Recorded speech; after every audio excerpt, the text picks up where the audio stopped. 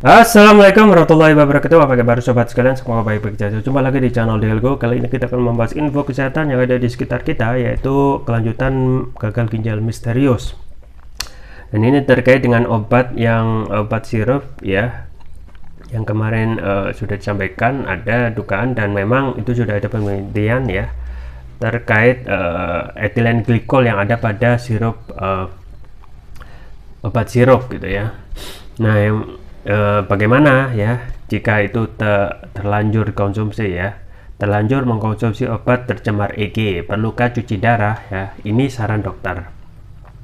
Nah, kalau kita melihat fenomena ya terkait ginjal misterius itu ya sangat menyesakan hati ya, karena itu adalah terkait dengan buah hati ya, anak-anak yang menjadi korban dari 100 hampir 50% gitu ya.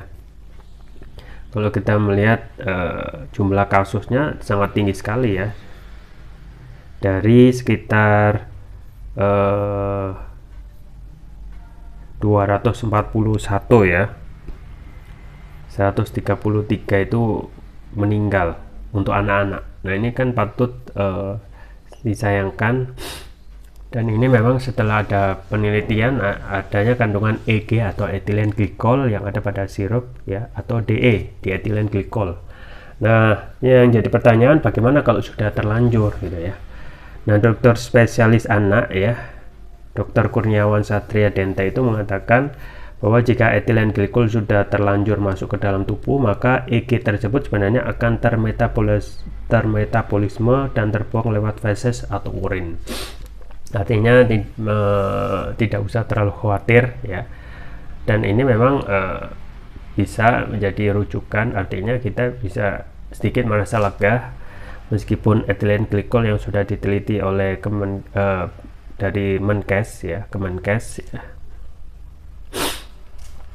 ini bisa jadikan menjadi berita bagus ya, good news ya, titik cerah untuk supaya gagal ginjal misterius ini segera selesai gitu ya, atau bisa dikurangi ya. Kasihan anak-anak sebagai generasi penerus ya, tiba-tiba belum selesai COVID ya, kita sudah mendapatkan lagi ya EG apa namanya, GGM, gagal ginjal misterius yang ternyata itu terkait dengan kandungan dalam sirup yaitu etilen glikol yang selama ini sudah hal yang biasa ya, obat sirup untuk mengatasi demam. Nah, memang etilen glikol yang disampaikan oleh dokter anak ya, Kurniawan Satria Denta ini bisa jadi rujukan, artinya kalau yang sudah ya sudah ya, karena secara metabolisme itu akan terbuang lewat feses atau urin. Artinya kita kembali lagi tetap harus waspada ya. Dan kemudian sebenarnya sudah ada gitu ya daftar obat yang sudah dinyatakan aman dari BPOM yang tentu saja tidak mengandung etilen glikol ya, semacam pelarut dalam obat sirup ya. Jadi etilen glikol ini kalau sudah masuk ke dalam tubuh ya, sirkulasi itu sebenarnya sudah dicuci oleh ginjalnya sendiri ya. Jadi ginjal itu kalau kita melihat fungsinya adalah kembali lagi adalah mencuci darah, filter toksik ya, memfilter racun.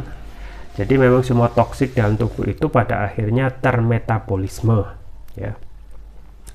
Nah, terbuang lewat feses, bisa juga lewat urin, itu salah satu tugas ginjal sebenarnya. Lantas kapan perlunya cuci darah? Apakah perlu ya? Karenanya anak yang meminum obat terindikasi cemaran EG atau etilen glikol atau dietilen glikol itu tak lantas harus membutuhkan penanganan cuci darah ya. Hal ini khusus dilakukan pada anak dengan kerusakan ginjal akut ya, karena biaya mahal gitu ya ginjal itu dengan cuci darah, dan juga tidak diperlukan ya, karena perkembangannya kan memang sudah ada ya gerak cepat dari Menkes, dan juga yang paling penting adalah kita tidak boleh panik ya, meskipun ini hal yang sangat luar biasa gitu ya. Nah, kemudian pada prinsipnya ketika ada tanda-tanda atau gejala-gejala kerusakan ginjal yang cukup parah, jadi kalau misalnya belum ada tanda-tanda kerusakan ginjal, kita tidak perlu melakukan terapi pengganti ginjal seperti cuci darah ya. Jadi tergantung jadi gejalanya. Jadi ini kasuistik ya, kasuistik. Dalam kondisi sekarang yang sudah ketemu ya penyebabnya, ya kita harus lebih meningkatkan kewaspadaan diri ya. Yang sudah ya itu yang fungsi ginjal.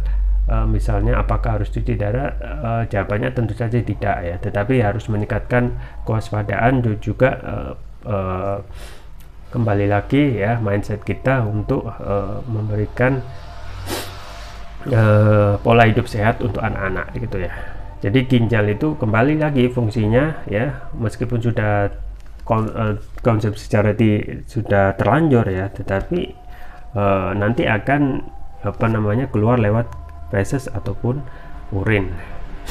Karena pada prinsipnya terapi cuci darah itu adalah terapi pengganti ginjal gitu. Dan itu ada sangat berat sekali ya. Ginjal tidak berfungsi berarti digantikan dengan modalitas atau metode-metode yang sudah ada. Tapi kok kalau ginjalnya masih berfungsi ya nggak apa-apa, nggak usah diganti, nggak usah diapa-apain ya. Pungkas dokter didenta. Artinya memang kembali lagi ya sobat sekalian, jadi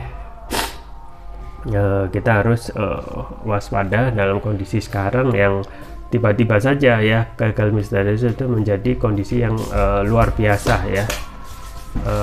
Belum ditetapkan KLB, tetapi ini juga menjadi hal yang patut diwaspadai oleh para orang tua, dan kemudian juga ada para kerabat kita yang terindikasi gitu ya. Makanya selain kita meningkatkan kewaspadaan, tentu saja kita harus menjaga terus imunitas tubuh ya.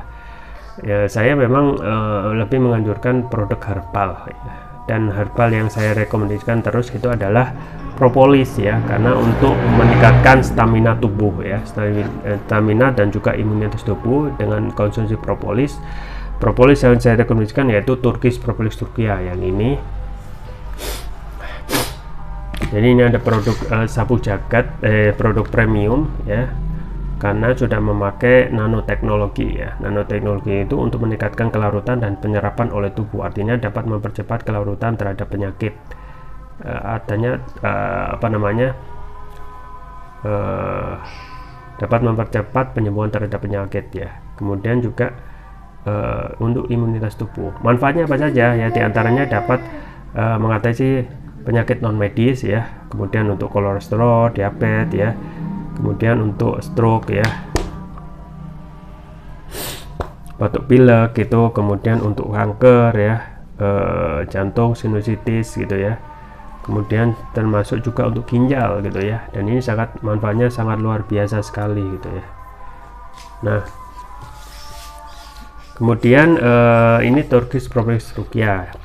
Kemudian yang varian selanjutnya yang brain ya, Turkish Propolis Turkiya brain, ini manfaatnya memberikan nutrisi pada otak, kemudian dapat meningkatkan konsentrasi, membantukan pemulihan stroke, membantu proses pertumbuhan pada anak dan remaja.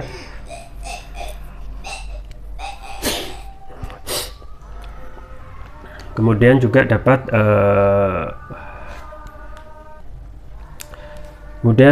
manfaat dari Turkish Propolis Turkiya Brain ya, artinya dapat memberikan nutrisi pada otak, meningkatkan konsentrasi ya, membantu pemulihan stroke ya, membantu proses pertumbuhan pada anak remaja, meningkatkan stamina ya, mengatasi gangguan migrain, vertigo, sakit kepala, stres, kepala pening ya, meningkatkan kecerdasan pada anak dan remaja sekaligus memudahkan mereka menghafal pelajaran, dapat menutrisi otak orang dewasa yang suka lupa atau pikun. Kemudian keunggulan dari Turkish Propolis Turkiya antaranya ini ada produk halal ya, kemudian non alkohol ya, dan sudah mendapatkan sertifikat halal dari MUI, sertifikat dari BPOM, dan sertifikat internasional yaitu INEA, International Nano Entrepreneur Association. Penggunanya mudah, tinggal meneteskan ya. Turkish Propolis Turkiya ini sesuai berat badan tubuh ya, misalnya berat badan tubuh 60 kg berarti 6 tetes ya, untuk anak-anak 40 kg berarti 4 tetes, dikonsumsi 2 kali pagi dan malam. Untuk terapi berat itu bisa 3 kali pagi, siang, dan malam. Jangan lupa untuk selalu menjaga kesehatan imunitas tubuh dalam kondisi sekarang yang tidak menentu dengan konsumsi rutin Turkish Propolis Turkiya ya. link pembelian ada di deskripsi, atau bisa kunjungi toko online kami di Algo, di Tokopedia atau Shopee. Itu saja yang bisa saya sampaikan, semoga bermanfaat. Jangan lupa like, share, dan subscribe. Sampai jumpa lagi. Wassalamualaikum warahmatullahi wabarakatuh.